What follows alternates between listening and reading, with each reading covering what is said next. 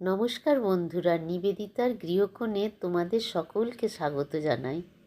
আজকে আমি বিনস এবং ধনেপাতা দিয়ে অপূর্ব স্বাদের এই সুন্দর রেসিপিটি তোমাদের সকলের সঙ্গে শেয়ার করব। এই ধনেপাতাগুলো আমি বাড়িতে একটা টবের মধ্যে লাগিয়েছিলাম। কত সুন্দর হয়েছে দেখো। এখানে আমি কিছুটা ধনেপাতা ভালো করে পরিষ্কার করে নিয়েছিলাম। একটা পাকা টমেটো নিয়েছি, আর একটা কাঁচা লঙ্কা নিয়েছি, আর খানিকটা রসুন ছাড়িয়ে নিয়েছিলাম। সমস্ত সবজিগুলো ভালো করে জলে ধুয়ে নিয়েছিলাম। এখানে আমি বিনসগুলো 2 পিস করে কেটে নিয়েছিলাম এবং খানিকটা মটরশুঁটি ছাড়িয়ে নিয়েছিলাম। ধনেপাতা, টমেটো, কাঁচা লঙ্কা ও রসুন একসঙ্গে পেস্ট করে নিলাম। একটা পাত্র গ্যাসে চাপিয়ে ওর মধ্যে সামান্য জল দিয়ে বিনস ও মটরশুঁটিগুলো একটুখানি ভাপাতে দিয়ে দিলাম। বিনস ও মটরশুঁটি ভাপানোর সময় 1/2 চামচ লবণ দিয়ে দিলাম।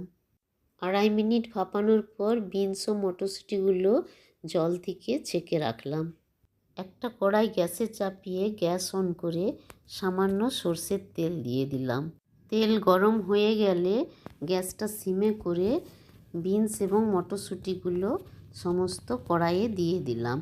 এরপর একটা খুন্তি দিয়ে খুব ভালো করে তেলের সাথে সবজিগুলো মিশিয়ে নিলাম। এখানে আমি কোনো লবণ দেব না, যেহেতু আমি ভাপানোর সময় লবণ দিয়েছিলাম।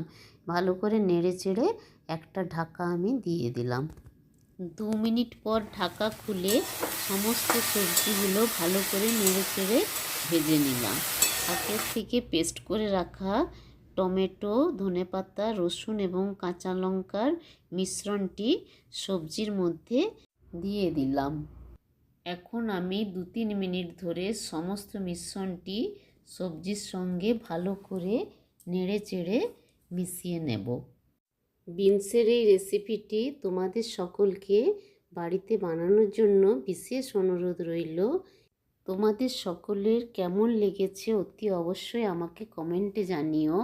ভালো লাগলে প্লিজ একটা লাইক দিও এবং বন্ধুদের সঙ্গে শেয়ার করো।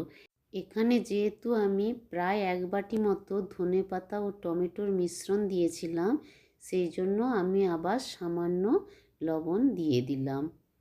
এখন আমি 2-3 মিনিট সময় নিয়ে বিনস এবং ধনেপাতা টমেটোর মিশ্রণটা খুব ভালোভাবে মিশিয়ে নেব।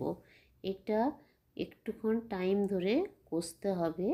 প্রায় যখন ড্রাই হয়ে আসবে তখন আমি খুব অল্প পরিমাণ চিনি ছড়িয়ে দিলাম। আমি আবার সবজির সাথে চিনিটি নেড়ে চেড়ে মিশিয়ে নিলাম।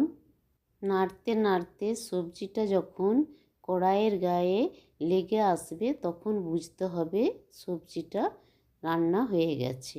এরপর আমি গ্যাসটা অফ করে দিলাম। এরপর আমি 1.5 চামচ মতো বাটার নিয়ে সবজির সঙ্গে মিশিয়ে নিলাম। সবজিটি গরম থাকার জন্য খুব ভালোভাবে বাটারটা সবজির সাথে মিশে গেল। সমস্ত সবজিটি এবার আমি একটি প্লেটে সার্ভ করে নেব। ধনেপাতা দিয়ে বিনসের এই রেসিপিটি গরম গরম রুটি, পরোটা, ভাত সকলের সঙ্গে খেতে খুব সুন্দর লাগে। আমার ভিডিওটি শেষ পর্যন্ত দেখার জন্য তোমাদের সকলকে অশেষ ধন্যবাদ জানাই। Tata, bye bye.